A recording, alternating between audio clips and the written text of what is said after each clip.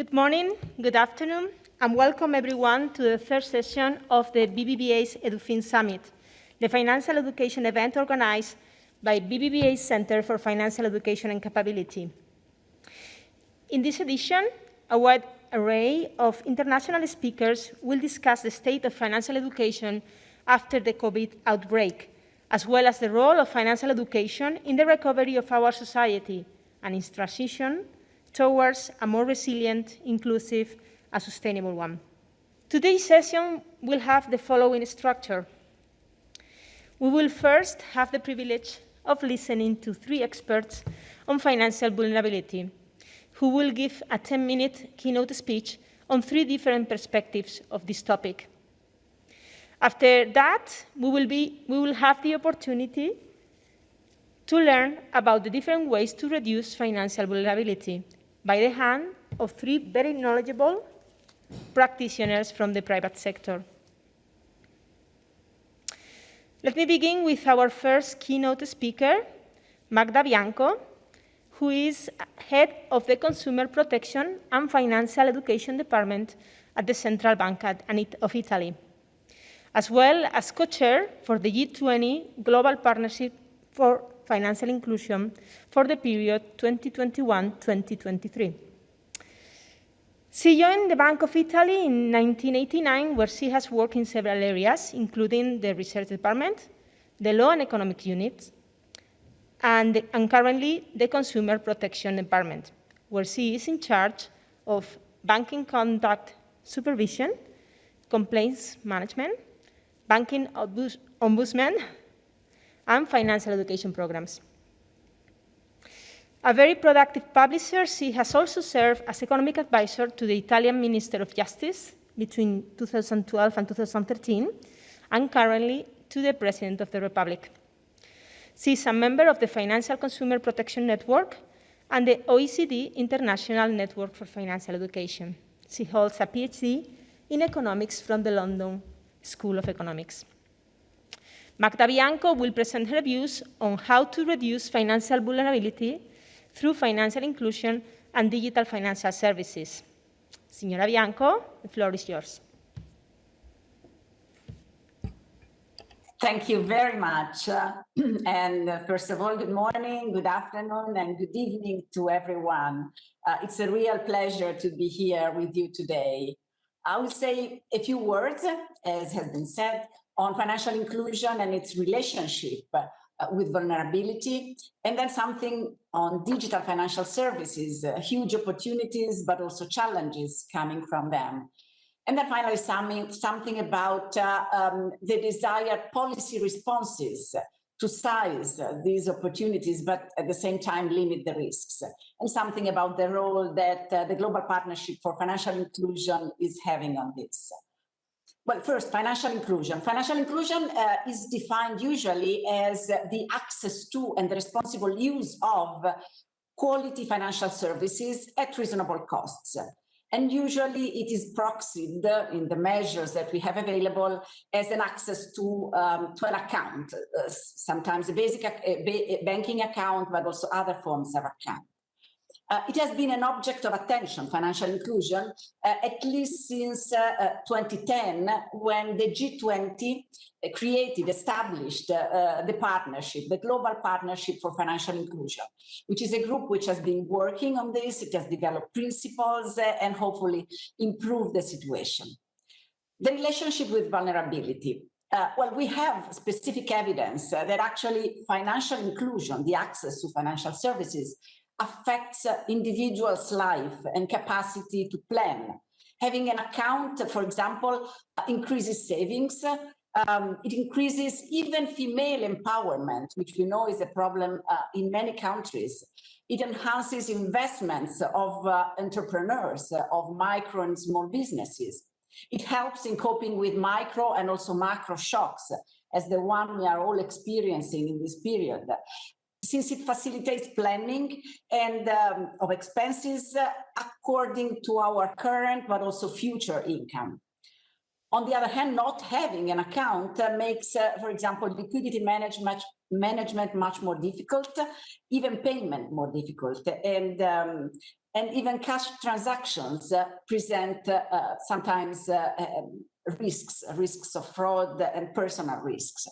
We have macro evidence that actually a greater inclusion favors growth, it reduces inequalities, it favors the exit from poverty.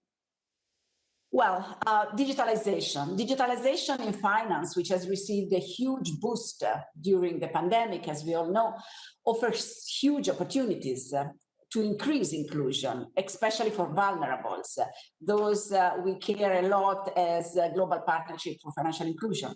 Women, youth, elderly people, migrants, but also micro and small enterprises. The pandemic might really become, under this respect, a chance to leap forward. We now have new and sometimes older, but with different quality financial instruments, especially payments have received an enormous push. Contactless payments, mobile money, faster and easier to access payments. Some of them particularly useful for vulnerables. Different processes. Think of the availability of data which allow credit scoring in a way that facilitate the access to credit to agents which did not have a credit history and hence couldn't access credit. Or think of different agents like small tech, big techs, platforms, proposing new instruments and facilitating the relationship between somehow users and provider of funds. But of course, here we also have challenges, important challenges. For example, we have new sources, new potential sources of exclusion. Think of those who are not reached by digitalization, who are not equipped to use it properly. Or think of cyber risks, privacy risks, the increasing scams, frauds, or the risks coming from biases in the use of data. Then we have a major question here about what should be the responses. The responses to increase opportunities and to limit the risks. Well, the GPFI, under the Italian presidency of the G20 this year, is looking at the responses to the pandemic by the countries, by member countries, but also non-member countries, looking at the emerging best practices to size opportunities and limit risks, limit challenges. Our plans for this year is to concentrate on some of the enablers, the conditions that will favor an increased resilience and hence reduced vulnerability for individuals and for micro firms, but also for transforming our societies, our economies towards a greater inclusion and hence exploit the pandemic also as an opportunity. And this, as I said, both for individuals and especially for the most vulnerables, but also micro and small enterprises, which have been heavily hit by the pandemic as well. As I said, we will concentrate on some of these enablers, and in particular, two areas. The first is financial consumer protection. We know that we have to work to reduce the risks, the challenges for financial users, for financial consumers, but also for micro enterprises, in order for them to be able to use this new instrument, the digital instruments with an increased trust, which we have to build for them, avoiding or limiting the risks or ensuring that when the risk appears, they are somehow taken care of. There are some forms of redress for consumers. The second area we will be working on is digital financial education. On this, we have really solid economic and econometric evidence showing the relevance of financial education for inclusion. And hence, we will work on the best practices that are emerging now, how to reach vulnerables, also with digital tools, but not only, because we know that some of the vulnerables are not equipped or are not reached by digital tools. So we have to find ways to reach them also when they have no access to digital instruments. We have to work on methods. Which are the most effective methods? We know that affecting behavior is really a challenge, and hence we have to work on this. We will work on developing new data. For example, we have launched a new survey on micro and small enterprises' digital financial literacy. We want to produce new and not available until now evidence on the level of financial literacy, digital financial literacy for this group, which will help us derive policy implications. And I'm happy to say that actually both Italy and Spain will participate in this survey, but we do hope that many other countries will participate, and many G20 countries are already participating. Well, hence, to conclude, we have a great opportunity to exploit digital services as instruments for greater inclusion and for greater resilience. An increased and more effective digital financial literacy is really one of the preconditions for this to happen. We need to find effective and specific ways to reach all. Digital tools may help, but we must keep into account the different needs of different groups to leave really nobody behind. Thank you very much. Thank you very much. Very inspiring and very interesting words. Thank you, Magda. I'm gonna give now the floor to Professor Claudio González Vega, an authority in finance and development, in particular in microfinance, and a dear friend to us. Mr. González is member of the Board of Trustees of the BBVA Microfinance Foundation, of which he was chairman between 2015 and 2019. He is Professor Emeritus of Ohio State University, where he served for 3 decades as Professor of Economics, Professor of Agricultural, Environmental, and Development Economics, and Director of the Rural Finance Program. He was also Dean of Economic Studies at the University of Costa Rica and founder of Academia Centroamérica. González Vega has a master's in economy from the London School of Economics and a doctorate in economy from Standard University in California. Claudio is also a member of the advisory board of this center, and he will present the topic Financial Vulnerability in Developing Countries and Vulnerable Segments, Levels to Reduce the Effects of Financial Shocks. Claudio, the floor is yours.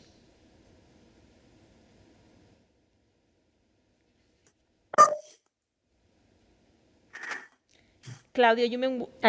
Thank you, Lydia. It is a pleasure to greet everybody and those who are listening from various places.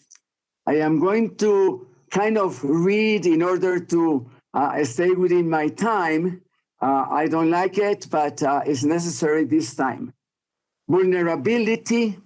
Around the world, vulnerability occurs in different shapes and different shades. In the developed world, it reveals a threat of some atypical event, an unexpected shock at a particular moment that may result in the loss of the main source of income for a household, maybe wages from formal employment, and that will make the household unable to sustain its living expenses unless sufficient unemployment compensation is given. Except in the presence of systemic shocks, such as the COVID pandemic, in these developed countries, acute vulnerability is the exception, not the rule. In contrast, in the developing countries, day in, day out, vulnerability is a fact of life. Vulnerability is the typical, ever-present state of affairs. Large segments of the population earn their living in self-employment, in informal urban markets, or in small subsistence farms. I am going to paraphrase Darrell Collins here, because there are 3 features that stand out. For most of the poor and vulnerable in developing countries, daily incomes are too low. They are below a minimum level that could cover most basic needs. They will be low some poverty line of $1, $2, $3 a day per capita, except that $3 a day is just an average, because daily incomes are also too irregular. They are volatile. Maybe there are $3 one day, $6 on another day, nothing on the next day. And this poses a serious problem. If daily consumption depends on daily income, on the days that too little is earned, no meals will be served at home.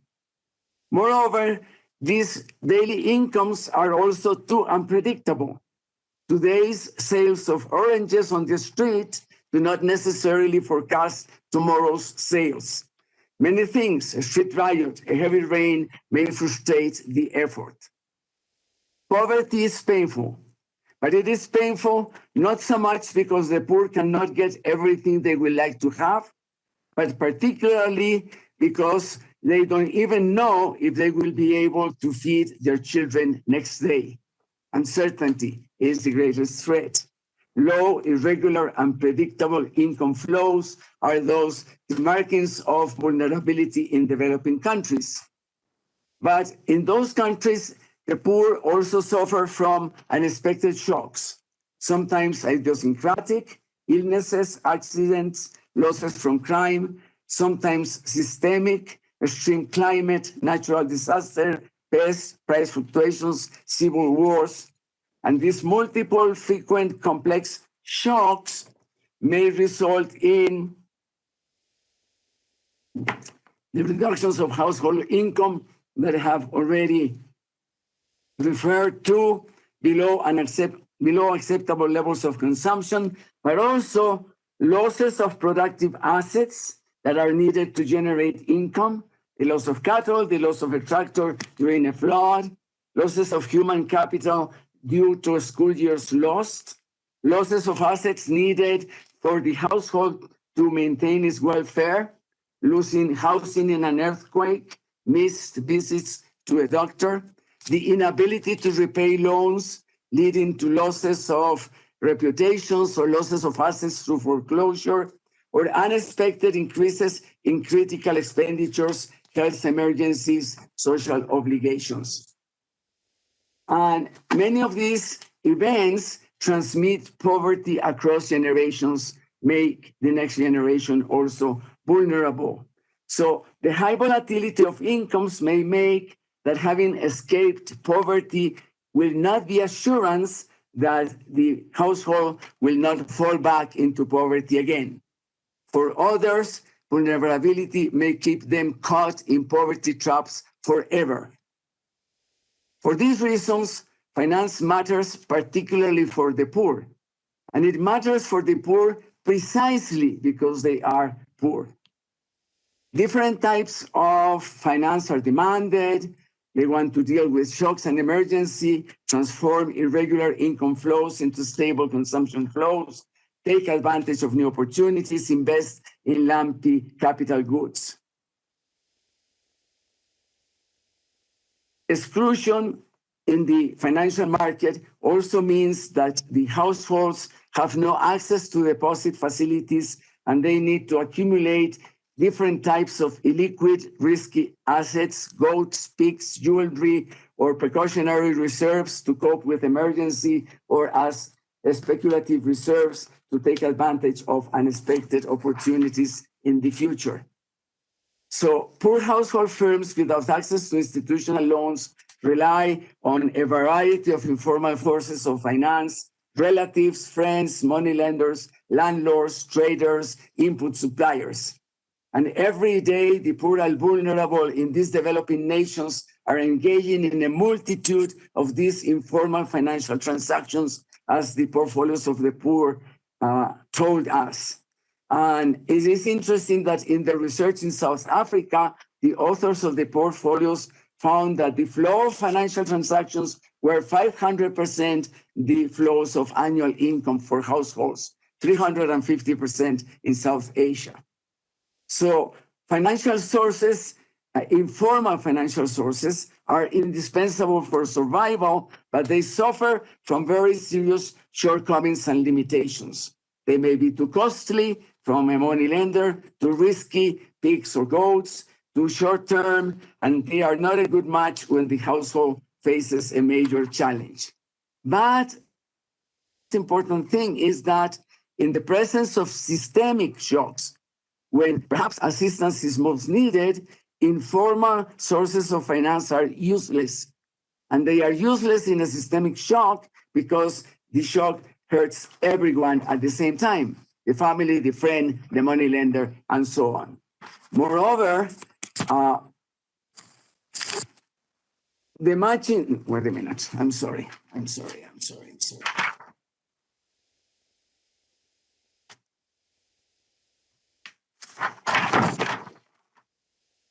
What I wanted to say is that the frequency and extent of systemic shocks will probably be the new normal in the post-pandemic world. So because of these shortcomings of informal finance and their total inability to offer support during systemic shocks, the inclusion of vulnerable populations in institutional finance is indispensable to sustain minimum standards of living, to make sure that those who have already escaped poverty do not fall back below poverty again. But financial inclusion is not easy to accomplish, and it is essentially a market outcome.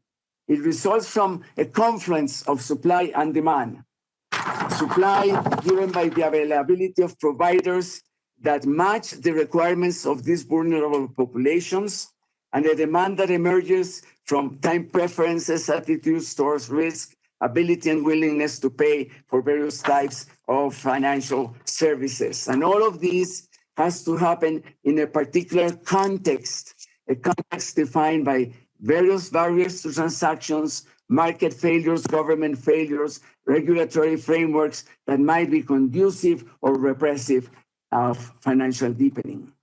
And there are all of these barriers: distance, imperfect information, incompatible incentives, absence of institutions to define and enforce contracts, covariance. All of this makes the confluence of demands and supplies very difficult, and we get a missing market and financial exclusion. From the supply side, we want the development of appropriate products. And appropriate financial services are those that match the very diverse demands of the potential users in ways that enhance their livelihood and their resilience. Appropriate services offer high quality at low cost, are timely, reliable, permanent. On the demand side, financial inclusion requires awareness of potential users, the existence, the terms and conditions of the transactions with various types of offerers, an understanding of the appropriateness of the services for the particular circumstances of the clients and the consequences of engaging in those transactions, and an ability and willingness to actually engage in the transactions and acquire the services being offered. Financial education is critical because it transfers the knowledge and it promotes the incentives that change attitudes and choices. And for success, both appropriate products and financial services and financial education are required. I want to emphasize this. Products without financial education are irrelevant. In the absence of financial literacy, the supply of products, no matter how appropriate the products are, might be useless. At best, it would be as if the products were invisible.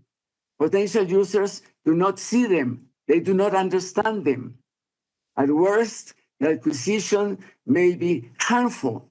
Potential users do not realize the consequences of being over-indebted. And the second statement, the complement of this is financial education without products is frustrating. In the absence of appropriate products, potential users will not find what they demand, will not find what they have learned that is valuable for them. Their knowledge cannot be applied, and this will be counterproductive. This will push users away. So what we need is a virtuous marriage. We need the development of products and the delivery of education as parallel processes. They must go hand in hand. In addition, development of products and financial education should become a joint learning by doing exercise, involving both, where the provider learns about the clients and the clients learn about the products being offered. But it is important to have consistency between these two. If the desired products are not available, unhappiness follows. If the products are not appropriate, they will be rejected. If they are not understood, interesting opportunities may be missed. If they are not voluntary, products will be ignored. Segment-oriented product development has to be accompanied by ambitious financial education programs. Key examples of the bundling of appropriate products for each segment of the, for each segment and tailored education have been in the case of the BBVA Microfinance Foundation, the strategy in support of the woman entrepreneur, or the programs for small farmers with a focus on environmental sustainability. The institutions in the group have further understood that product development and financial education must be accompanied with training on business management skills, because the success of the clients is what determines the success of the institutions. The success of the clients generates savings to be deposited, repayment capacity to demand larger loans, greater risk taken that requires insurance. But the success of the microfinance institution at the same time determines the number, the variety, the quality of the services offered, and the value of the offer to the clients. The success of the institution is in the interest of the clients, and the perception of that success is a strong development, is a strong incentive for the development of long-term relationships that are central to the success of microfinance. In this slide,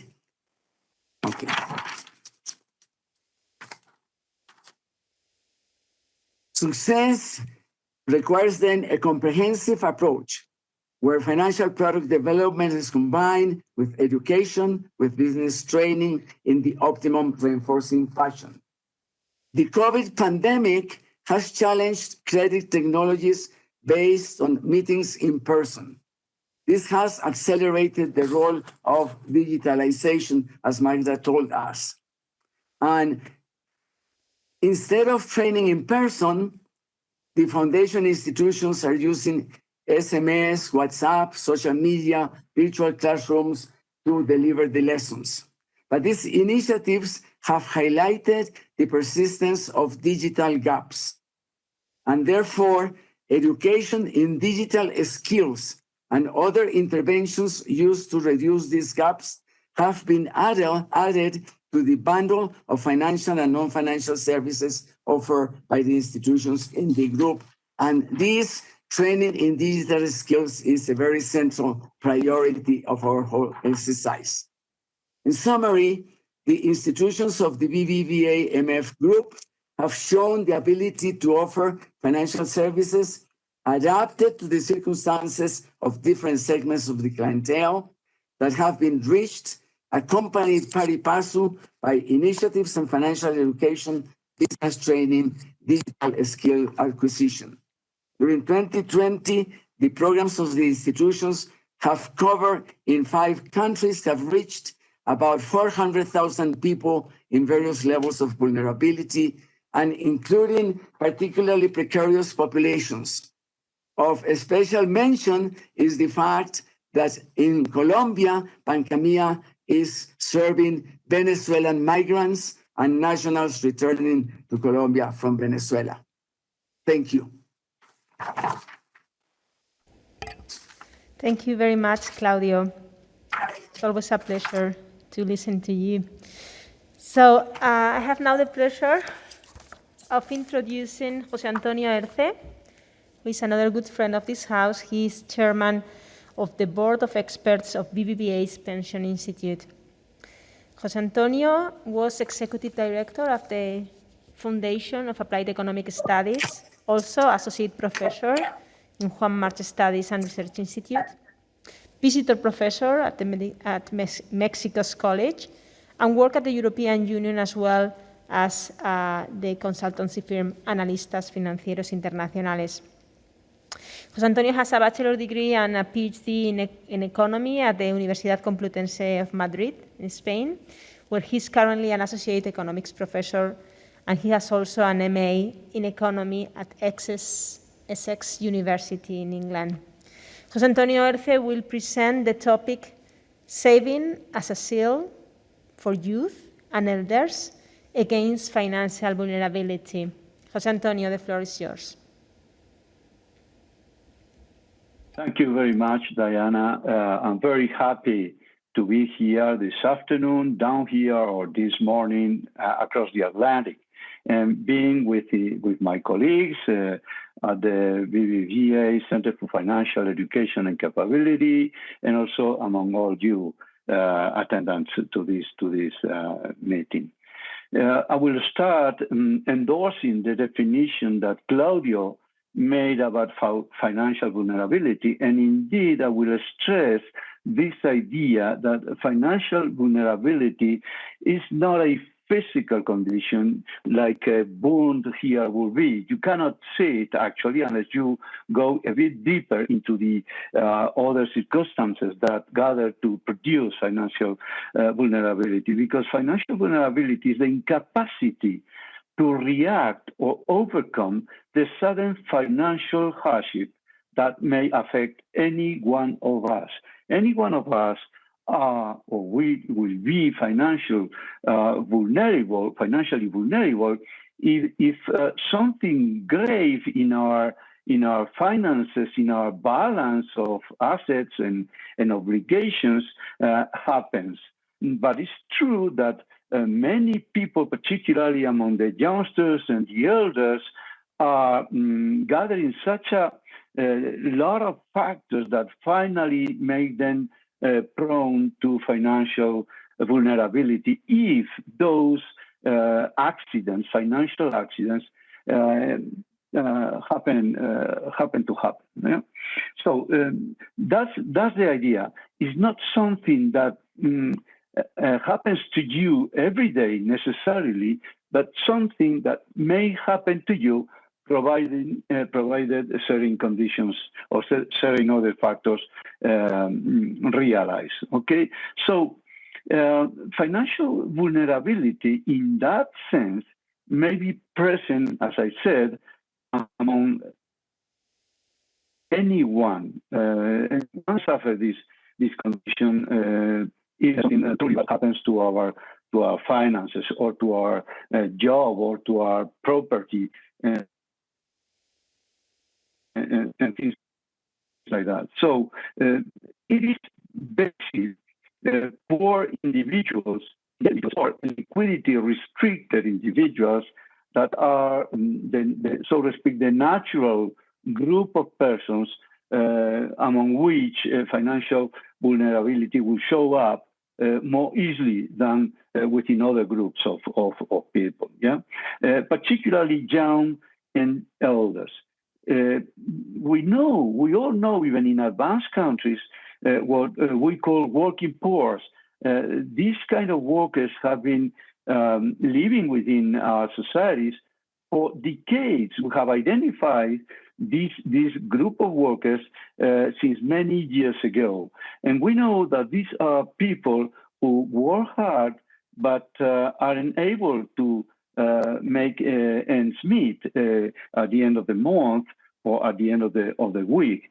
So anything that happens to them under those working and labor conditions may take them into financial vulnerability much easier than an ordinary worker who has a decent job and has been there for many years and has stable prospects for income from this job. You have also in that students who must must repay their loans that allow them to go to the college or to university. And we have learned all through these years, since the financial crisis started, that this is an increasing, a growing phenomenon in our even advanced societies. So much for the young. What happens to the elders? You may think that above 65, you are entitled to have a Social Security retirement benefit or something like that, okay? Yes, but the fact is that millions and millions of persons who are retired, who are getting their monthly payments from Social Security are conducting very financially insufficient lives. They are experiencing that kind of factors that if something else happens, they bring them into this condition of vulnerability because, for example, of long-term care. If they happen to need suddenly, this doesn't happen suddenly, but it's coming little by little. One day you discover that you need to move to a residence, you need to move to a place where someone will give you permanent care until the rest of your during the rest of your life, and you may discover also that your assets or your current Social Security income is not enough to pay for this. So suddenly and permanently, you discover you see yourself to be under financial vulnerability. Okay, in order to prevent financial vulnerability, there are many things that can be done at the social level and, of course, at the individual level. At the social level, for sure, most countries in the world have social security programs, have social welfare programs. Social security is so far, and I'm afraid it will continue to be so for a long time, the best longevity insurance ever invented, and will continue to be so only if social security will actual rules. They don't something else. Some in addition to this social insurance that we may experience in many countries. Many countries don't believe that only a few handful of countries have social security programs of proper quality. Most of the countries in the world have social security, but this is not already is who cannot reach the end of the week or the end of the month with their sole social security income. They need something else.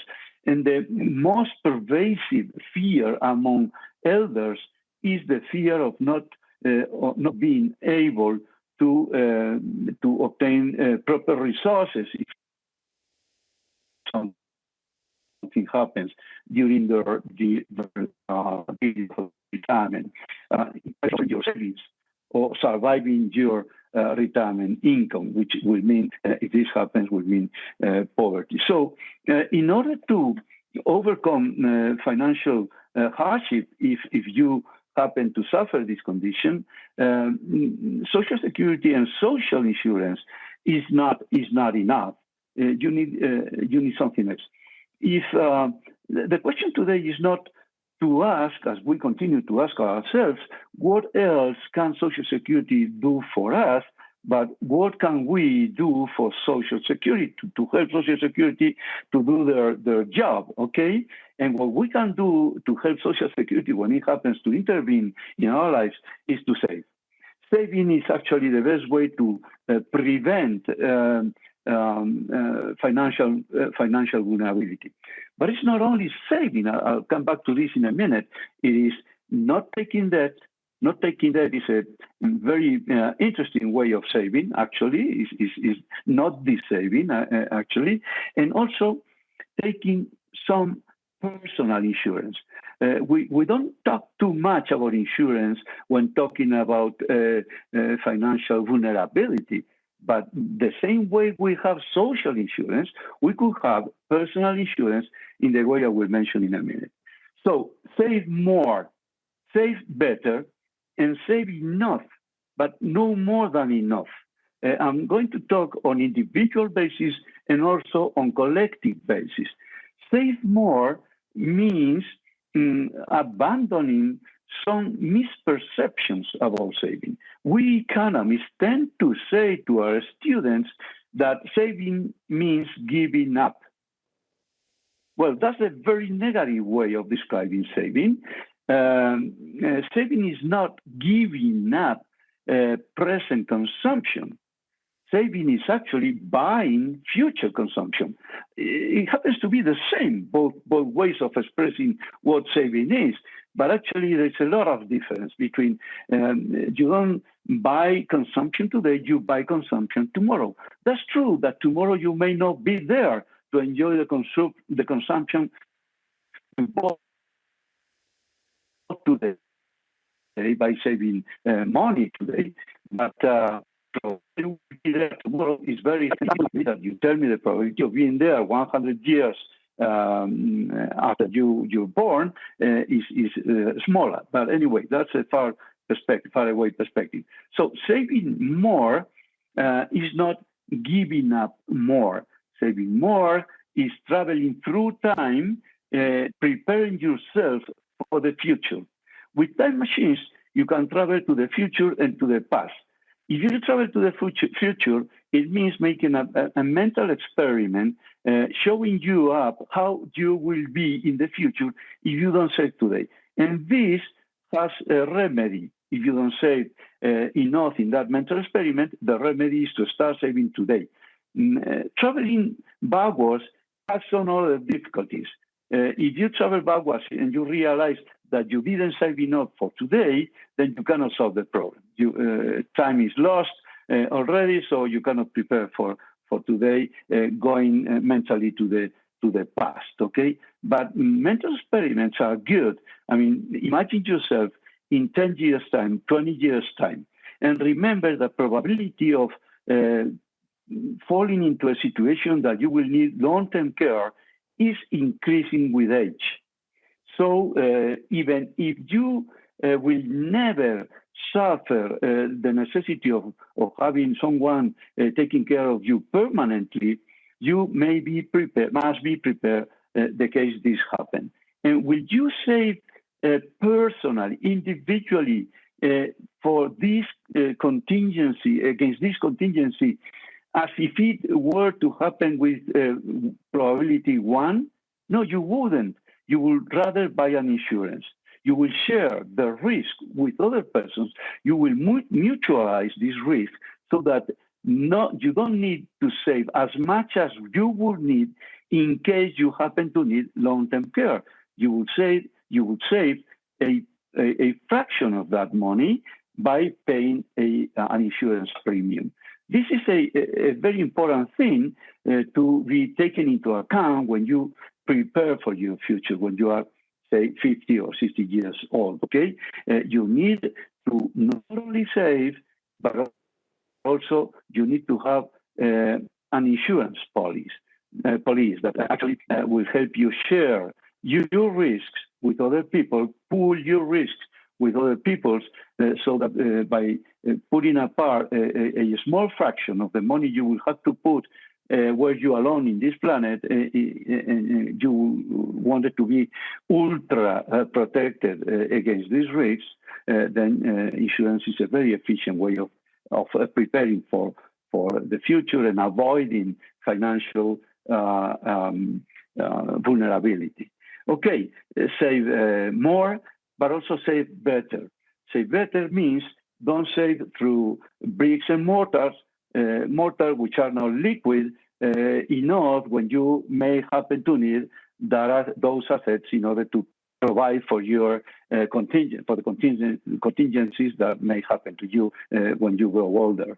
Okay, saving better, more wisely requires advice, but this advice is readily available. You don't need to pay lots of money for real experts to tell you about how how to save better, save more, save better, but save also enough. We know from an analytical point of view, based on the growth theories, that you don't need to save more than a certain amount in order to keep your economy well financed, not only for current activities, but also for growth and future prosperity. Over-saving may be bad for the economy, even if it is good for you. But if it is bad for the economy, it will be also bad for everyone, which is under this economy. So beware of saving too much, and then again get some advice about this. I said before, don't take debts. Debts, if you can avoid that, because debt is the easiest way and the fastest way to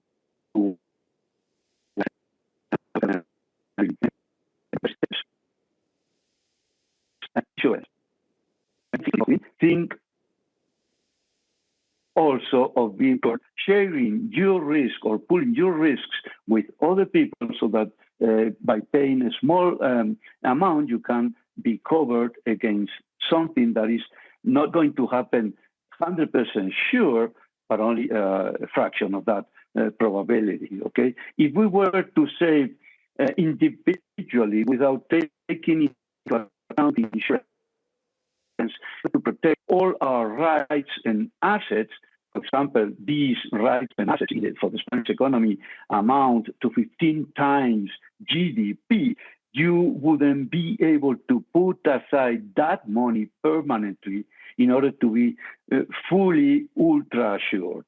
You will need to save, to put aside far less money in order to be fully assured if something bad happens to you, rather to save for something that may not even happen to you. Even if it happened, you will be financially vulnerable. So I would like to end this conversation now by advising that besides saving, we consider also insurance in order to avoid financial vulnerability. Thank you very much for your attention. Thank you very much, José Antonio. Thank you all for your very insightful words. I think we all now have a better idea of the polyhedral nature of financial vulnerability and how everyone can be exposed to it. So thank you very much for participating and this summer for sharing your expert opinion. And you are more than welcome to continue with us to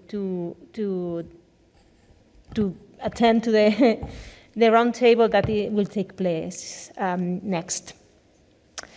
For this debate on financial vulnerability and its mitigation, we have the pleasure of welcoming Payal Dalal, Mayada Zogby, and Wim Mays, who I will introduce briefly.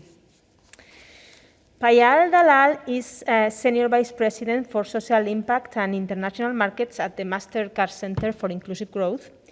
Since joining the center in April 2018, she oversees the center philanthropic investments and manages its international team across Dubai, London, Miami, New York, and Singapore. Payal previously headed the global community programs for Standard Chartered Bank and has also worked for a wide range of public sector organizations, including the World Affairs Council, the Global Philanthropy Forum, and the Earth Institute at Columbia University. She also worked on foreign policy for the Office of President William Clinton and has a BA with honors from Stanford University and an MBA and an MPA for New York University. Welcome, Payal. Next speaker is Mayada Zogby. Is the Managing Director of the Center for Financial Inclusion at Acción.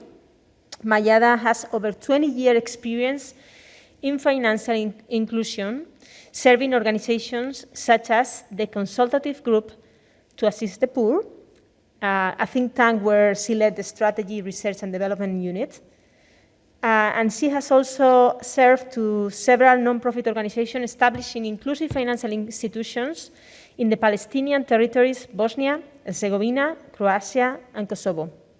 Mayada is also a very active member of the advisory board of this Center for Financial Education and Capability, and I would like to take this opportunity to thank her for her tireless involvement and continued support to the center. Thank you, Mayada, and welcome.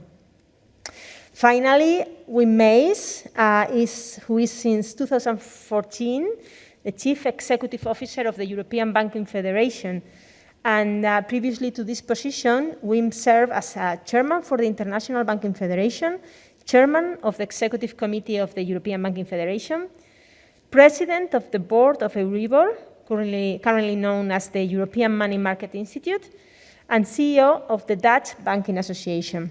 He has also held several positions at the Dutch bank ABN and worked at the International Court of Arbitration at the Peace Palace in Den Haag. Wim studied at the University of Leiden in the Netherlands. He studied law. And is also a member of our advisory board at the center. This debate will be moderated by Alfonso Arellano, who is senior economist at the Financial Systems and Regulatory area of BBVA Research, responsible for conducting research and making recommendations on topics such as financial education, financial inclusion, and digital economy. Alfonso holds a BA in economics by the Universidad Complutense of Madrid, where he's currently an associate professor, and an MA in economics and business at the Pompeu Fabra University of Barcelona. He also holds a PhD in economics at Carlos III University, also in Madrid. Alfonso, the floor is yours. Thank you, Lydia, and thank you for inviting me as moderator of this roundtable. Good afternoon and good morning for all attendees and speakers of this session that focus on how to reduce one of the main concerns we're currently experiencing in most countries, financial vulnerability. Let me begin with a small introduction related with this topic. Financial vulnerability is usually defined as the ability of individuals to cope with a shock that involves a loss of their main source of income. Although economic development level of the countries is an important factor affecting financial vulnerability, this variable does not explain the whole story about the determinants of the degree of financial vulnerability. Socio-demographic considerations also profile individuals' degree of financial vulnerability through their savings preferences. Many households and businesses have suffered unexpected shock in their incomes due to this pandemic. Apart from the negative effects, the pandemic has also generated asymmetric effects on financial resilience. Those most vulnerable groups in terms of income and labor market conditions are usually the same who suffer higher levels of financial vulnerability, like women, younger and elder people, migrants, and informal workers. Financial vulnerability is not only a question of income. As the BBVA chairman said at the beginning of the first session of this summit, financial education, digitization, and financial inclusion go hand in hand. These three elements can reduce financial vulnerability, and combination of them can constitute a powerful tool to improve well-being of any member of the society. With respect to the digital transformation, technology is one of the main elements to transform the financial institutions to provide better solutions to needs of their customers, and moreover, technology helps to build financial skills, as Laura Klopper pointed out in the second session of the summit. Financial education can equip people with the knowledge they need to build financial resilience and better deal with shocks and plan for the future. And finally, financial inclusion benefits society in many ways: managing risk, fostering economic growth, alleviating poverty, reducing inequality, and promoting entrepreneurship. Let me conclude by making an explicit mention of the need to deepen collaboration among all stakeholders, that's it, policymakers and regulators, classical financial services providers and fintech, non-governmental organizations and community organizations, as well as education system and academics, which is essential to overcome the recent levels of financial vulnerability. Let's begin with the first of these main topics, which we were exposed during the previous session of this summit, technology. And my first question is addressed to Payal. Payal, COVID has accelerated the transition to digital. How is digitization affecting financial vulnerability? Thank you so much, Alfonso. And I'd like to also thank the BBVA EduFin team for including me on this wonderful panel and to congratulate you all on such a wonderful event. So I think, Alfonso, we need to start by establishing the baseline. I think it's very clear to all of us that inequality has been exacerbated thanks to COVID. And when I think of inequality, I think about three dimensions. I think about income inequality, I think about information inequality, and I think about digital inequality. And I think all three of these inequality parameters really do heighten financial vulnerability. And so as we think about mitigating financial vulnerability, I think we have to think about it within the context of the digital economy. So the first point I'd make is that we really have to link financial and digital inclusion. It's really important for us to support both digital inclusion and financial inclusion together. And I mean that in terms of, as we're thinking about programming and interventions, we need to think about how we embed digital inclusion into practical support around finances. So how we enable people to develop both the digital and the financial skills and the confidence that they need for everyday financial inclusion in a digital world. Let me give you an example, Alfonso, to bring this a little bit more to life. So in the UK, we created a program that married the need to drive both financial and digital literacy and inclusion with the Good Things Foundation. We provided skilling on both digital and financial literacy, and we gave people either a device to get online or additional data plans to get online. And the goal was to help them in building both their digital and financial skills, but also give them the confidence and the motivation to take further steps towards their financial resilience. And when we looked at the M&E, of course, this program was in the middle of COVID, which was very important because, of course, you couldn't get groceries unless you were buying them online. You couldn't transact financially unless you were doing it online. And the M&E of the program proved really powerful and really brought that link between financial and digital inclusion together. We saw that 64% said the support helped them improve their financial health. I think that's really interesting that you see a digital and financial literacy program actually improving financial health outcomes. We had 80% feel more confident about staying safe online and avoiding scams. We saw 57% feel more confident using the internet to manage their money. And so as you see with these three data points, we're seeing a really strong link. You have to focus on both digital inclusion and financial inclusion to have really strong outcomes, especially when it comes to mitigating financial vulnerability. Second point is that digitization really can improve financial vulnerability. So in Bangladesh, Cambodia, and Egypt, we're working to digitize the wages of garment workers. And we're finding that this is really helping them weather the financial shocks of COVID. The key learning I'd share with you and with everyone listening is that the transition to digital isn't just about replacing cash transactions with digital transactions. You need the wraparound services to really ensure behavior change when it comes to digital. And so that's the real point. Without training, digital wages aren't really going to offer benefit in mitigating financial vulnerability. So when we work on wageization, we pair wageization with financial and digital literacy training. And in Bangladesh, we found that our wageization program actually led to a 21% increase in workers, both male and female, saving regularly using their accounts. And of course, we just had a keynote speaker really reinforce the importance of savings when it comes to financial vulnerability. We also saw that 19% of women, so a 19-point increase, rather, I should say, of women reported that they actually had more confidence to weather unexpected financial shocks. We also saw that workers who participated in our programs in both Bangladesh and Egypt reported that digital financial services were really useful during the COVID lockdown. So people could use their mobile money accounts on a weekly basis during that time to send remittance to family members, to top up their airtime on phones.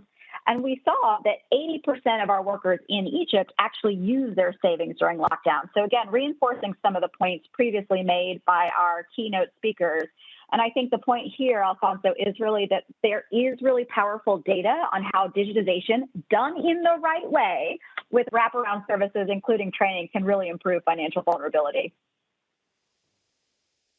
Okay, thank you, Payal. Technology continues to transform the way financial services are delivered, creating opportunities to bring services to many previously neglected or underserved people worldwide. However, new technologies bring new risks that require attention. And this question is for Mayada. How can research on evolving risk and innovate consumer protection practices help to reduce financial vulnerability?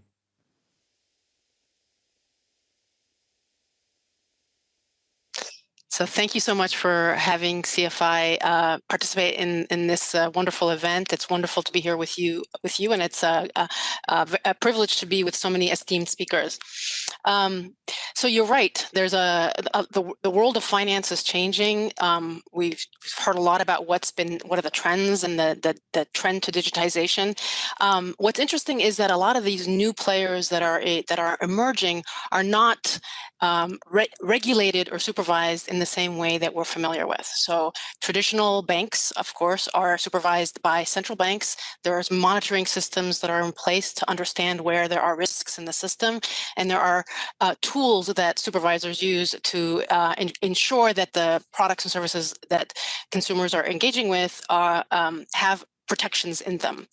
In this new world we're in, you're seeing people interact with a lot of different kinds of institutions. So think about digital credit providers, think about crowdsourcing platforms, think about e-commerce platforms that have a buy now and pay later. All of these new players are not necessarily regulated, nor are they necessarily supervised by the central bank. In that way, they are posing risks that the supervisor themselves don't often see. And so the question is how do we get information on the kinds of risks that consumers are facing? Now, CFI has been working on this issue for a decade, and we've done quite a lot of research. Mostly, we speak to consumers. We call that our consumer voice research. So we've used many different techniques. We've used just consumer surveys. We've done mystery shopping, where we send in someone to act like they're a consumer trying to interact with a provider. We've done interactive voice recognition research, where we're interacting with a consumer using IVR. And we've done this research in lots of countries: Pakistan, Benin, Georgia, Cambodia, Rwanda, and many others. So just to give you a sense of like the scope of the way we've done this work. And we've seen a lot of vulnerabilities through that work. So for example, in Rwanda, we have found fraud is a major concern among mobile money recipients. We have found that customer recourse is a recurring problem in actually a lot of markets. Something goes wrong, what can a consumer do about it? Where can they go? Do they even know where to go? We've seen transparent pricing as a big issue, again, in many, many markets. I can mention in Peru and Pakistan from our own research, but we've seen other research has revealed that as well. So as these models are evolving, and they're evolving incredibly rapidly, we have to be thinking about new ways of actually monitoring and understanding and tracking what's happening in these markets. And whether these harms or the potential risks are actually intentional or unintentional is irrelevant, actually. We need to be able to just understand what's happening. So we think that there's, like many others here have mentioned, of course, consumer education is a huge part of the solution. However, we can't rely on it alone. And the reason is because things are evolving so rapidly. There's no way any consumer can keep up with all of the different options available to them. It's just it's overwhelming. And therefore, we definitely need to think about other actors in the system and what is their role to help reduce the risks for consumers. And so we feel like there's a major role for providers themselves, and we want to do a lot more work on what's called protection by design, which is how do you embed and make sure that there is the interface that you're engaging with a consumer actually embeds ways for them to understand the risks. Payal just mentioned that as they deliver digitized wages in these countries, they're helping consumers understand those issues, which is an incredible way to deliver financial education. So we strongly support this kind of model. But we also need to think about bread and butter consumer protection regulation. And we feel that there is a real need to increase support to regulators around the world to adapt what may already be in the books for traditional banks to these new providers. We also need new monitoring new ways for supervisors to monitor the risks. So we see huge potential in using technology for monitoring risks in the system. So soup tech technology. We have not yet seen huge application in emerging economies. We've seen some countries that have begun to use, for example, chatbots for people to submit complaints directly to the central bank, so the central bank can have a sense of what's happening. But we believe that there's huge opportunity for more to happen across all kinds of players, not just the regulated and supervised ones. So let me just stop there. Thank you so much. Thank you, Mayada. As you commented, and also as was commented in the second session of the summit, the role of financial service providers is fundamental in order to make financial digitization more inclusive and secure, especially secure, in the context of this pandemic. So let me ask to Win, how can financial institutions use technology to improve financial resilience of their customers? Thank you very much. And listening to all the distinguished speakers, there is so much to deal with here, because many of the things that were said, if I go back to Mayada, she is absolutely right, of course, because what's noticed if financial services, as I always say, have a long fuse, by which I say is it's easy to get them, but the fallout or the accident may be years down the line and may be very severe. That's why it starts and ends, in my view, that financial services providers are heavily supervised and regulated, and there is good reason for that. So indeed, one say is, I am very much a believer in technology. I think that the technology has a lot of potential in unlocking unbanked people, in creating financial inclusion, but that does not take away the importance of having a consumer protection law and an oversight by the right authorities, by the central bank, to protect against accidents. So let me start with that. Now, there are many ways in which private banks, private providers of financial services can help. The first, of course, is where we are here together, is BBVA EduFin, by bringing the network, by bringing academia, by bringing public and private sector together in summits like this, but also in research and studies, because banks are very close to their clients, so they're able, and it's important that they see the right trends and that they involve academia and they involve in the quickly developing trends. They involve the rest of civil society to make sure that we have a safe environment. But now let me go to the core of the question, because indeed Payal said clearly, in today's vulnerable customers, there are a number of issues that come together. Yes, there is financial vulnerability and literacy, there is lack of information, and there are digital skills. Now, where financial service providers can help and should help, in my view, is that we should not lose the offering, and this is what Payal says as well, of financial services lose from creating digital skills. And the pandemic has proven how incredibly important that is. But if you then peel off what's in digital skills itself, there are several layers in there. The first one is indeed using the access, using the tools and having the ability. And I must say, in that sense, the mobile phone, the mobile devices are our friends. because due to its picture-based entities and the fact that everybody has the wide distribution, but also the ease of use that overcomes, for instance, some of the literacy problems in some parts of the world. But that's the first, so the basic use of your computer skills or your mobile device. The second, indeed, that was mentioned as well, is directly afterwards is the sensitivity for cyber risks, and especially vulnerable people are very prone to be hit by cyber attacks or fall for cyber scams. And we have seen a lot of them from very, very simple to very sophisticated, but all of them are dangerous because all are there to destroy the local communities and steal their money. So the basic cyber skills is the next part of it.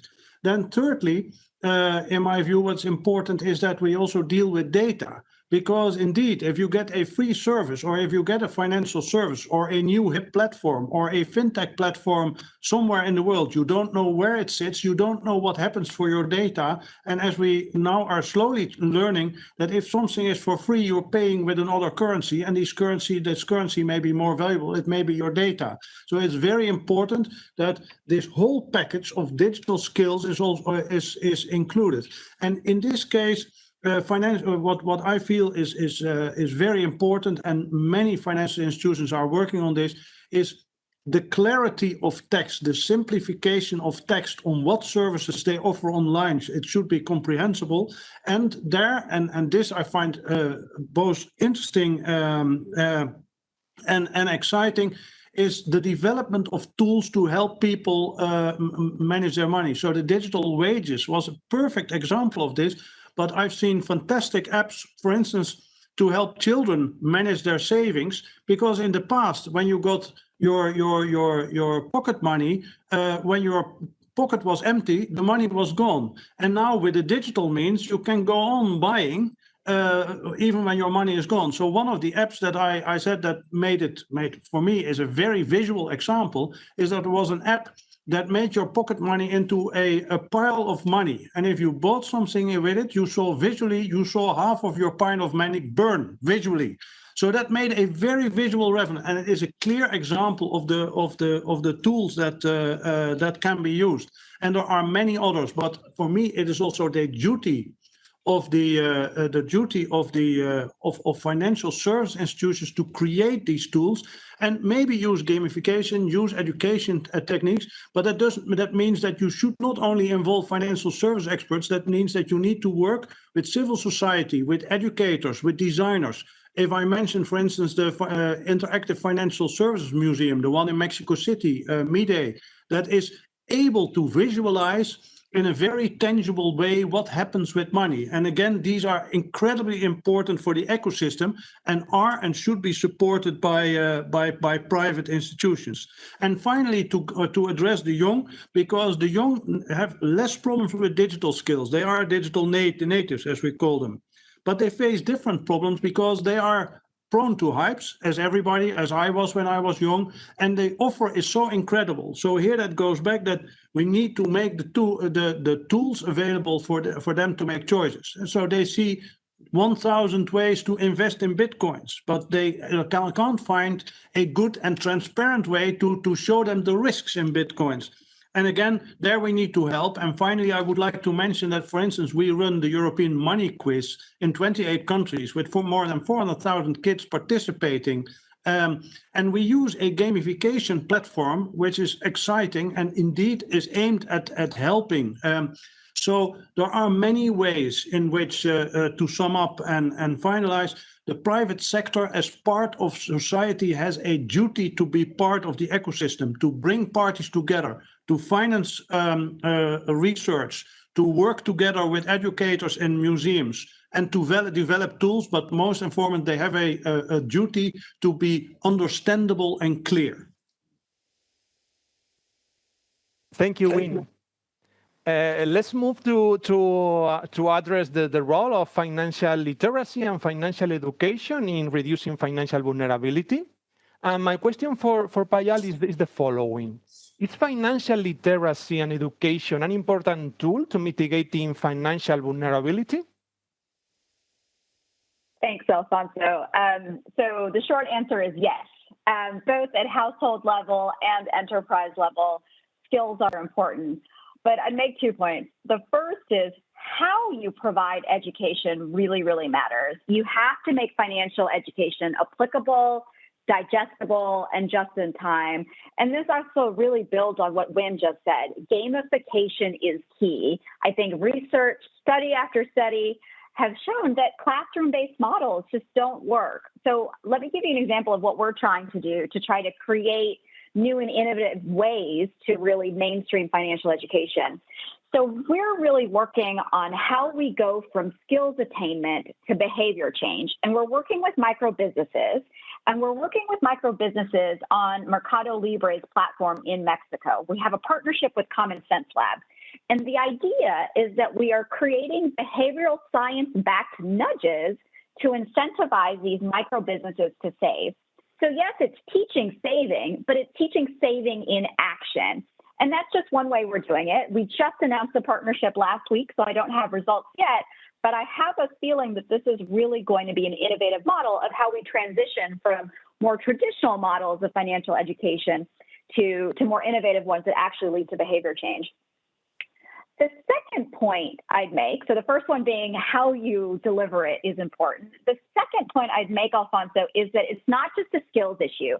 I think oftentimes we fall into this trap about financial literacy or financial education being a skills gap. Yes, skill is part of it, but trust is also really important. So if we go back to the garment worker example that I talked about before, the garment workers have to have faith that their money isn't disappearing. If you give a garment worker comfort that she can access her money in cash anytime she wants, we're more likely to earn her trust and actually create behavior change. And I think success of financial education, of financial literacy is really built with trust, time, and transparency. And as we're thinking about how you pair skilling with digital financial services in tandem, I think it's really important for customers who are new to using financial products to gain not only a good understanding of how products and services work, but to actually have a really positive first experience in accessing and using digital financial services. That first experience with formal financial services needs to be positive so you can establish that trust I talked about and build that step towards loyalty. And one of the things we've seen really, really effective when it comes to bolstering trust, which then leads to more financial education and financial literacy, is informal word of mouth marketing. This can be by family, friends, neighbors. It's an incredibly powerful introduction to financial services. And we have found this peer-to-peer sharing way more effective than classroom-based models of financial literacy. So answer is yes, but you have to think about how you do it, and you have to think beyond the skills. Okay, thank you, Payal. It's crystal clear. So let's continue. Financial literacy can help people with daily decision-making and can help to mitigate consumer protection risks. If someone is informed, they may not be lured by scammers and they can protect themselves from other harms. This assumes that people are already engaging with the formal financial system. Mayada, what would it take to bring people who are not already served by the formal financial system, especially women, to participate fully in a way that reduces their financial vulnerability?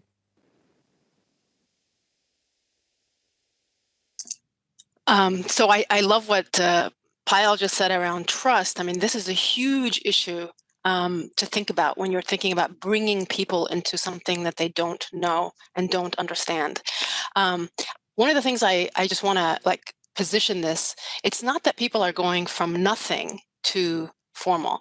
They're going from what they already use and trust. So people are already using often informal financial services that they've been using for a very, very long time, whether it's a rotating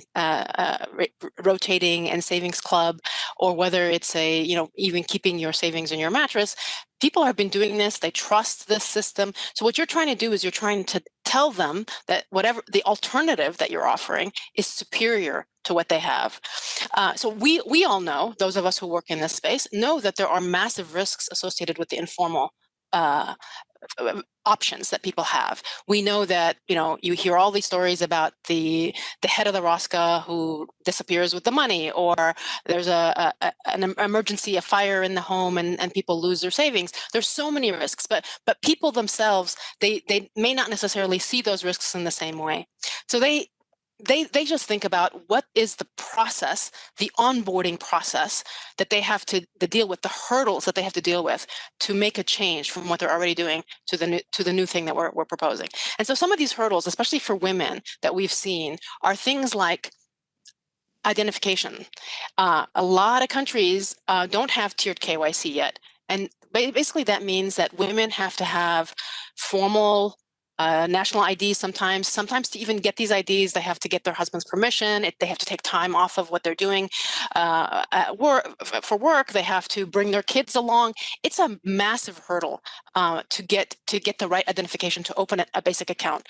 That can keep a lot of people out of the system. So we have to think about how can we ensure that those kind of hurdles are reduced.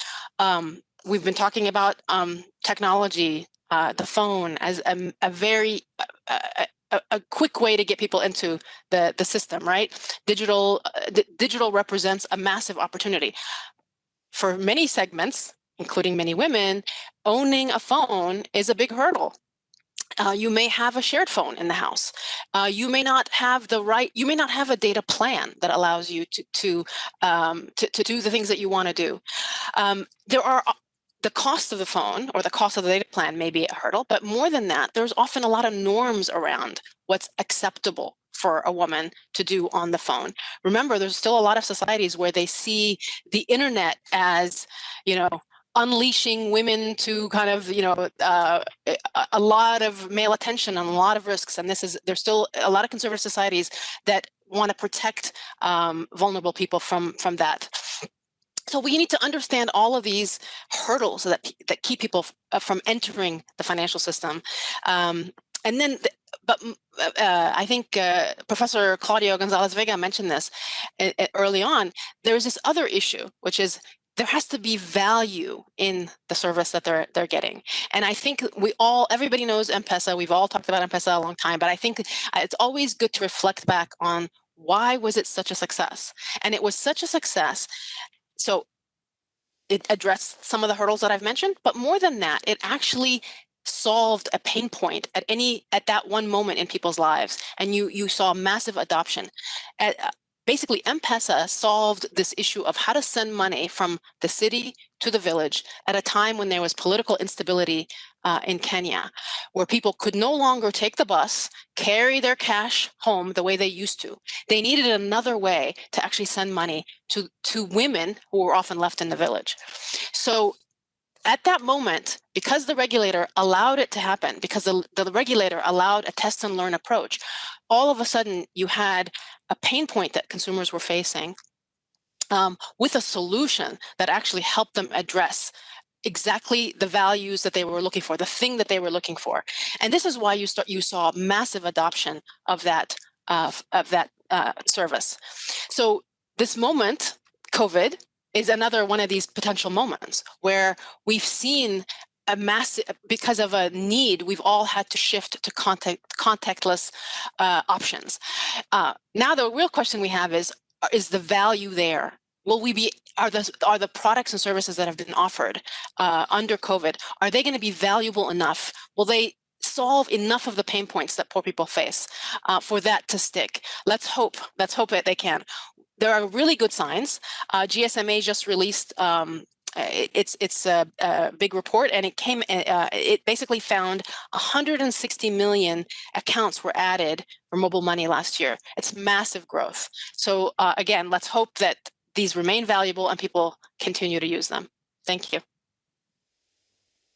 Thank you, Mayada. Very good examples you propose. As you and Payal suggested, the timing of financial education is relevant to reduce financial vulnerability. In this case, What measures can financial institutions implement to get this objective? And do you think that financial education is a key element that better off the relationship and trust between the most vulnerable groups and financial industry?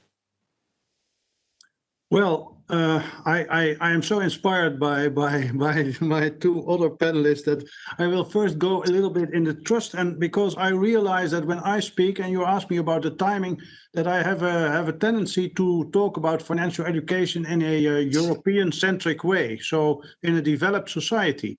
So, but let me start by trust. In my view, trust is the key. If you look at the 14th century start of banking in Italy, where did you put your money? In a family who had a place of trust in society. So if you don't have trust, you don't have financial services, you don't have banks, you don't need them. So that is a key. Now, a quick reaction on all the others, if we stay a little bit outside of Europe, because I'm very real that, especially in financial inclusion, there are huge barriers. There are societal barriers, but there are also legal barriers. And the international KYC and anti-money laundering rules do not make it easier, because they sometimes lead to, for instance, in remittances to de-risking. But we can indeed, this crisis is a moment to overcome. What I noted, for instance, is that many banks and many institutions that told us that home working was impossible suddenly had to go to home working in a week. That showed that it was possible. But if you take indeed the digital means and you take the moment to really go to a digital way of identification, and there are many possibilities, you take one away. The same is literacy. I was always inspired. You need to work together. You need regulation by the government. If I think of India, that basically forced the banks to offer bank accounts also to unbankables and illiterate people. And what I found very creative there is at a certain age, they needed to monetize and save based on their crop. And the way they solved it is by using the camera on the photograph on the mobile device to photograph the crop, and they had developed an algorithm that was able then to calculate the value, and that was put in the bank account. Now, I don't think this shows that in an age of creativeness and need and an age of added value, there are many other ways than the traditional ways in which we work. So let me now finally come to the question that you asked. And in my view, trust is key, but financial education is a life skill. So you need to start early, and that's what we do. And that doesn't mean that we have to put on elaborate programs. It means that we have to offer, because you need to start with the educators. As private institutions, you never need to never should make the mistake that you think you can do better, you can teach better. You are a provider of financial services, you're not a teacher, but you can help with tools. So for instance, there are programs that integrate financial education in the normal math and calculus lessons in primary schools, where you don't talk about apples and pears, but make a realistic comparison that explains the value of interest or compound interest to children. So this is where is one thing we can start with.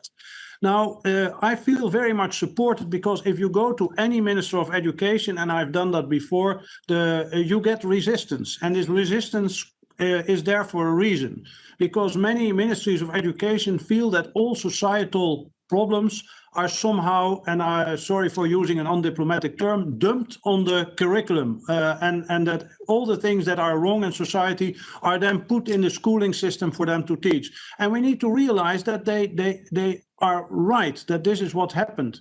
But I feel very much supported. As I said, financial education is a life skill, and I feel very much supported by the work of the OECD that took in the PISA criteria for 15-year-olds financial education as an important part of the curriculum.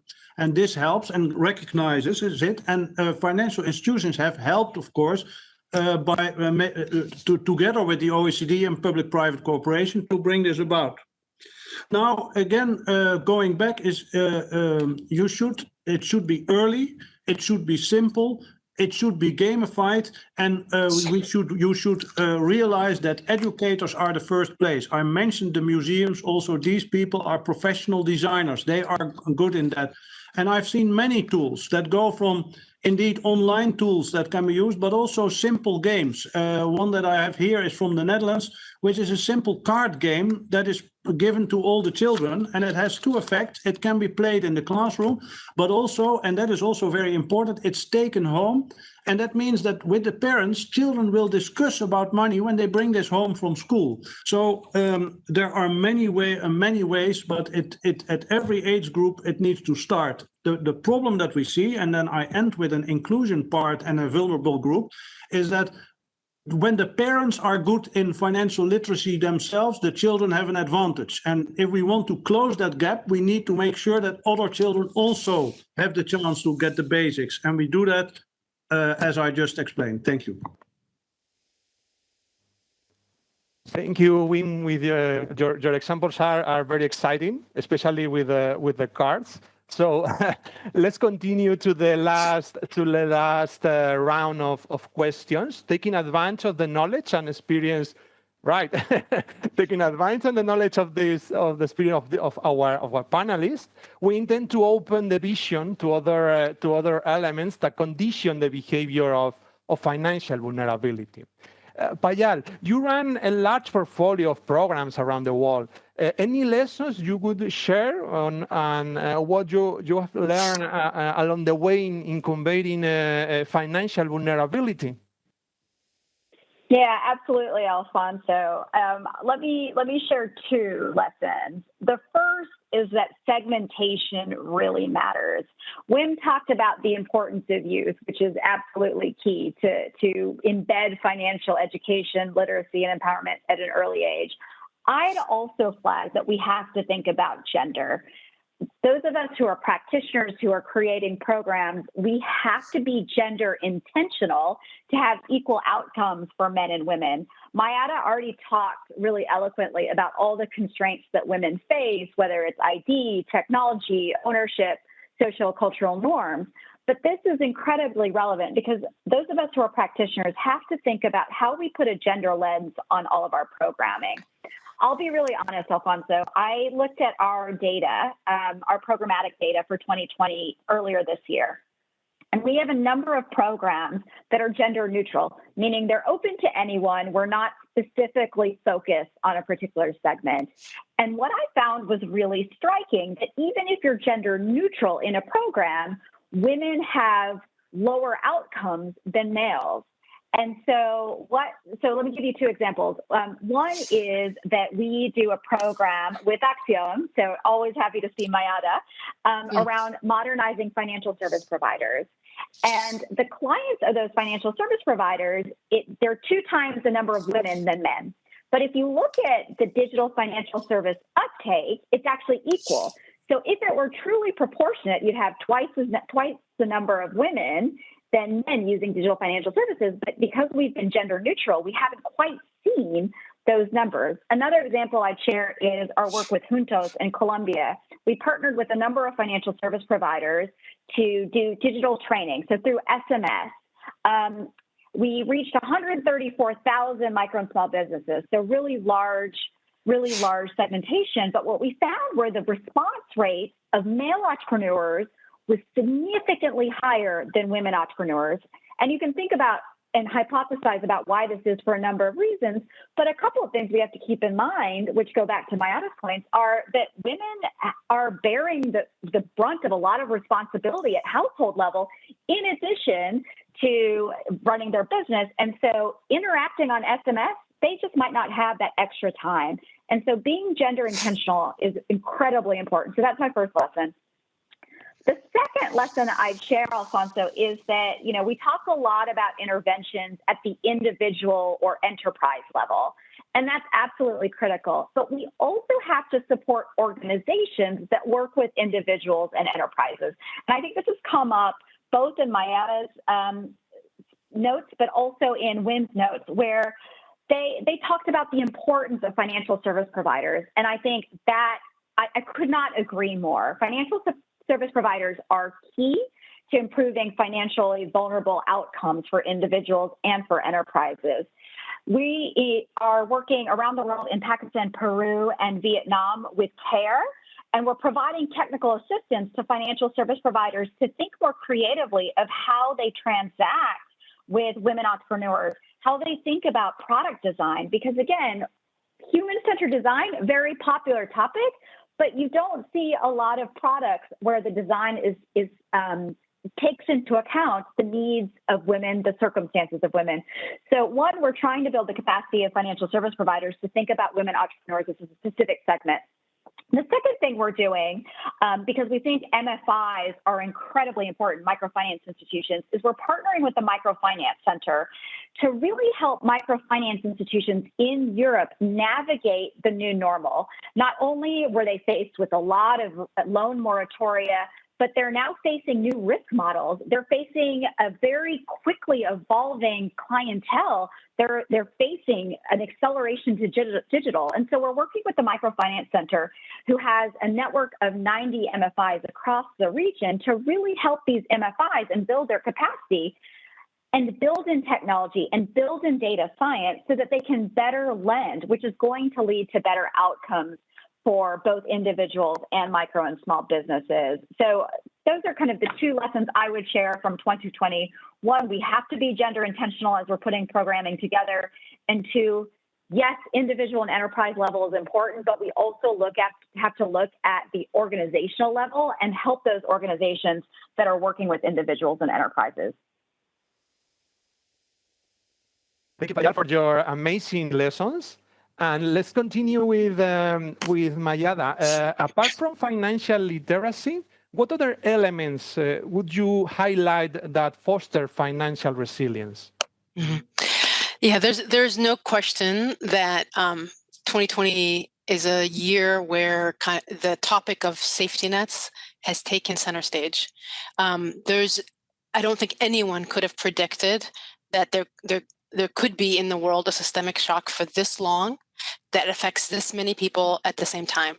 And I just want to say that, of course, I'm speaking mostly from the developing country perspective, not the OECD perspective. And so a lot of the countries that I'm talking about did not have robust social protection systems, do not have robust safety nets. And so the impacts of COVID-19 has had on people is impossible for them to have solved by themselves, really. The losses of income that we've seen for micro and small enterprises, for most of the informal economies where most people work in developing countries, could not have been solved with relying on their savings or borrowing from their friends who are equally impacted. And so a huge lesson around the role of safety nets in society and the role of safety nets in supporting people's resilience. I think there's ways that the financial system can support safety net delivery. And there we have seen where countries that have actually rolled out as they've expanded their COVID-related social transfers, when they've used financial service providers, when they've partnered with mobile money operators, when they've looked to make sure that the way they put money into the system actually builds on the financial system. This is where we've seen huge opportunity and progress for both kind of society at large, as well as the future for people to be able to rely on financial services as an ongoing service. So bottom line, social safety nets are very important. The kinds of job losses we've seen around the world have just created enormous vulnerabilities. So I just want to say one other thing, which is, of course, there is a role for kind of individual behaviors, not just systemic issues related to safety nets, in terms of making sure that you're saving, making sure that you're not borrowing beyond your means, making sure that you have a social network in place that you can rely on. All of these things have also are very important to resilience. But in a shock as big as COVID, and I think I've been hearing that we should anticipate more of these kinds of shocks in the future, we have to be thinking about societal change at this stage, where the financial system can work closely with government to make sure that protections are put in place for people. Thank you very much, Mayada. It's very interesting, very interesting. Taking a holistic view, as I pointed out in the introduction of the roundtable, the private and the public should work together to provide solutions to fight against financial vulnerability. How can public-private partnership among financial institutions, education system, and policymakers be good tools to improve financial resilience and prevent repeating a situation like the pandemic? And can you provide some guidance, or you have provided before some examples, but you have provide other best practices to get this goal?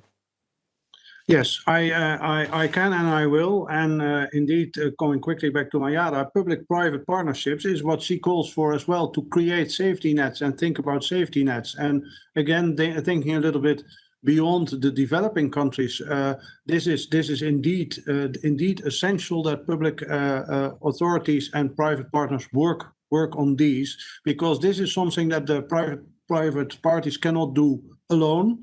And the same goes for public authorities. It's easy to make a law with "thou shalt not do this," but that doesn't always help people. So that's where it's important. Then on the vulnerable groups, indeed, I was talking about the young, but on women, that is also important, I think, to mention an important study, the latest study on gender and financial education by Professor Anna Maria Lusardi, who's a great friend of all of us, I think, and has done some groundbreaking studies on gender and how women approach financial services and what needs to be done in the offering of financial services to make it attractive and more inclusive. And it shows indeed, what I like about it, it does not only go to the rules, but it also goes into the deeper psychology and the way in which people approach a problem or approach a service, where you see differences in the way men and women make choices. So we need to get that kind of bias out of the system, and that study is very helpful. Now, going very much into public-private partnerships, and there you, of course, go to my heart, because I'm fighting for that everywhere. I do believe, and I've made absolutely clear, that I find the work on financial inclusion and financial education for all participants in society, public and private, because we cannot do this alone. In my view, public and private partnerships are essential, and people who frown about this, or who think that banks cannot do anything good in society, and who think that everything should be done by public authorities, are fundamentally wrong here. Banks deserve and should take their role in society. It only goes down to the role. We cannot exchange roles. The educator is the educator, the central banker is the central banker, and the provider is the provider. But having said that, we need to work together, and financial education, in my view, is an example of where this can be done. Because I've been working since 2007 closely with OECD and many organizations, many academia, and some of them have become lifelong friends. And the ecosystem on financial education that mixes public and private partners and academia and educators is amazing, and I've learned a lot. If you look at the way indeed in which what was important in public authorities and also international organizations can bring parties together. The OECD has done an amazing job, not only in showing the different national strategies and helping countries with the national strategy on financial education, but also in bringing public and private partners together. And recently, I must say, after a lot of banging on the door of the European Commission through Commissioner McGuinness has now also come on board and is active in a framework, because they realize that the post-pandemic recovery and the Capital Markets Union can never be a success if they do not create a framework in which people are educated to make the right choice and have the right tools and skills. Now, what I did first in the Netherlands, I'm one of the founders of the MoneyWise platform, and it shows that in the Netherlands, people can work together. This is chaired by the Minister of Finance.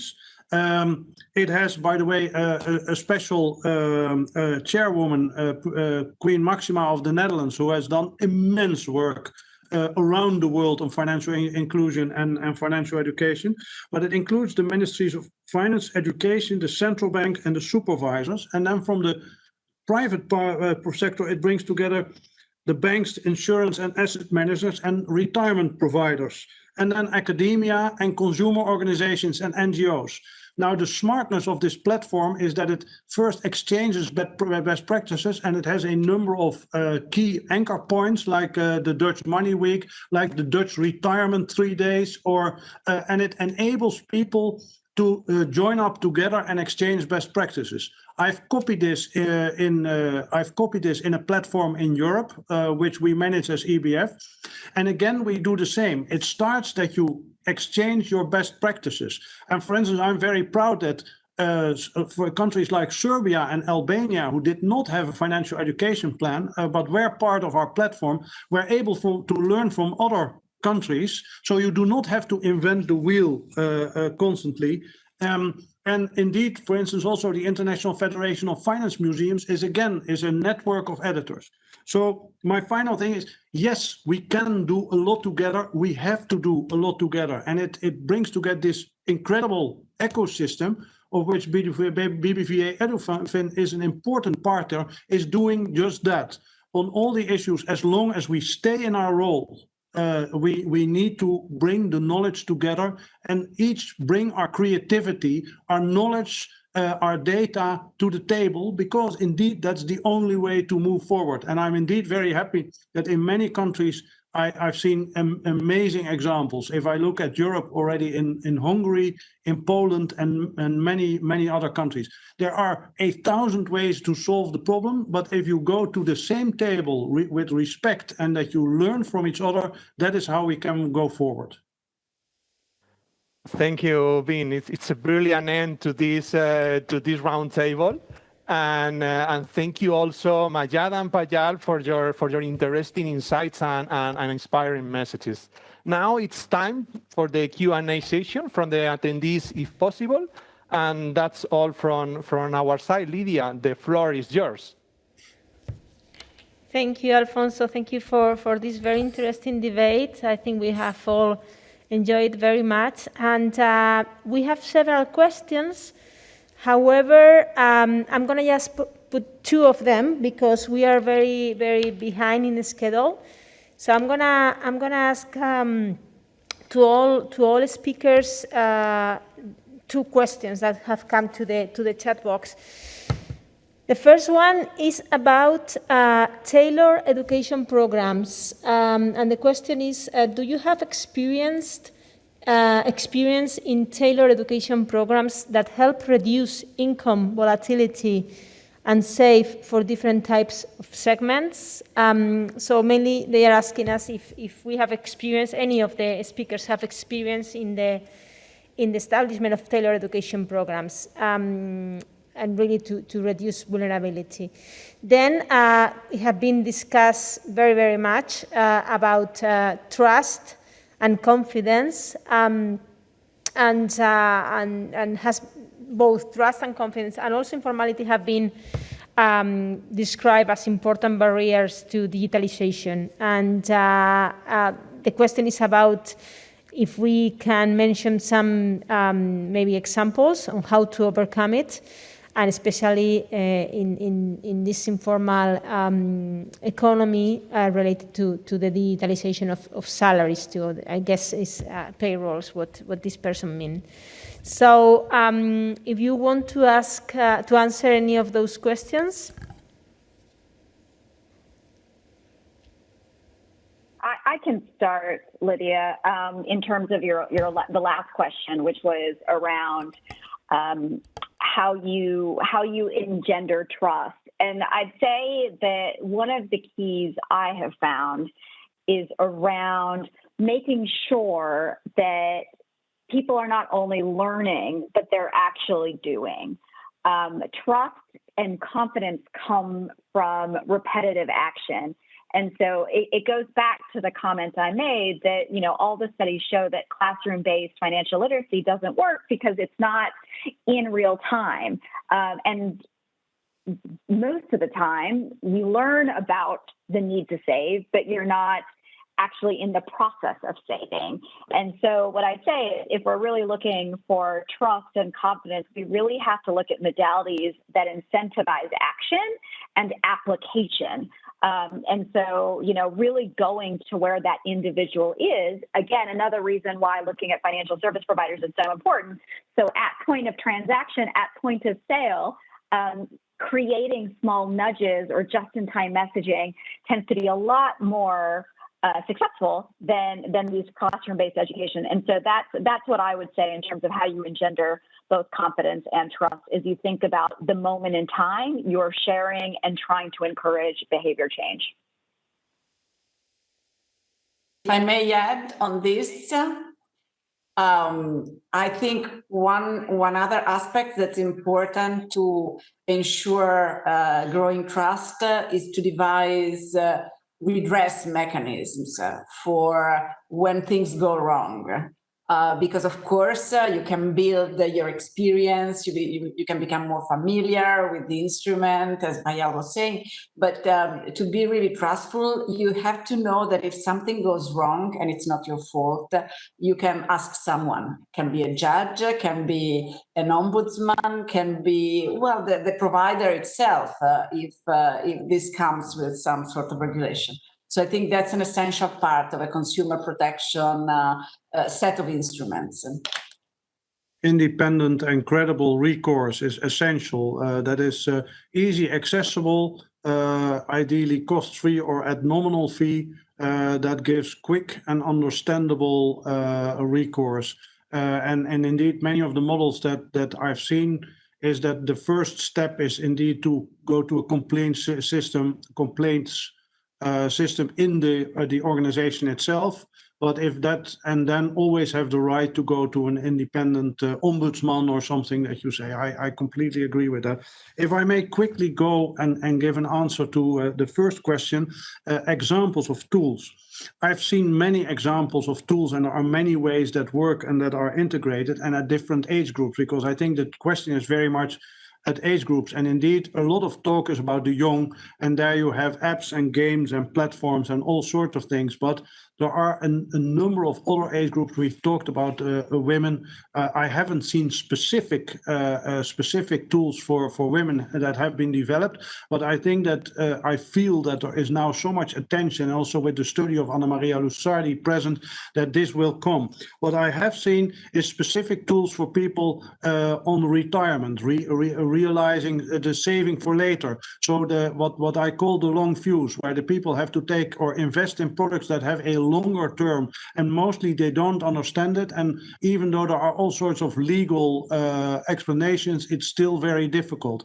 So to enable people to make long-term choices and to use that as a moment, because to be honest, and many educators know this, adults are hard to reach. So you need to take the moment when they feel that there's an added value to think about 20 years later. And this is usually during life events like marriage or when a first child is born. I think BBVA has developed an app that can tell me exactly what it will cost me if I have a child. I found out already, by the way, the hard way, but that's something else. And then last, what I've seen, and that I found very useful, is that in secondary education and vocational education, I have seen several very, very targeted tools for entrepreneurship, young entrepreneurship, that were really modules that dealt with the financial and aspects of entrepreneurship. And I must say, I found these very helpful, because indeed, normally if you do entrepreneurship, it's very much focused about and the dynamics and the interest. And this is what you see in young entrepreneurs or also older entrepreneurs, is that they forget the financing part, or that the financing part is obscure or magic. So there are several tools, and again, I only mentioned a few, but one of the interesting thing of the ecosystem is that we can exchange in all sorts of ways what works and what doesn't.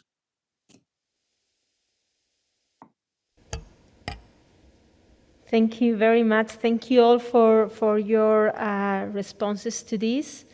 And I'm afraid I'm going to have to stop it here. But, well, thank you very much all for this excellent and very interactive session. I'm sure our audience has enjoyed and learned on equal terms. Thank you, Payal, Mayada, and Wim for sharing with us your knowledge, your vision and opinion, and also Alfonso for your dedication and the work that you have put in this panel. And also, of course, thank you to our keynote speakers, Magda, Claudio, and Jose Antonio.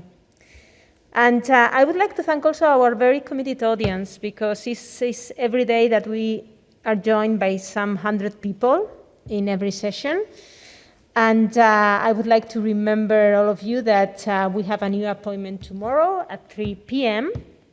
with the 4th session of BBVA's EduFin Summit 2021, with the very interesting and timely topic of cooperation in financial education, which has been very much discussed today. So please join us for this interesting presentation on cooperation, and also for the workshop that we will celebrate afterwards, where you can share your practices, your best practices, and your opinions too. Thank you very much, and we'll see you tomorrow. Thanks. Yeah. Thank you, Thank Lydia. you. Bye. Bye. Goodbye. Thank you. Thank you, Lydia. Bye. Bye. Thank you.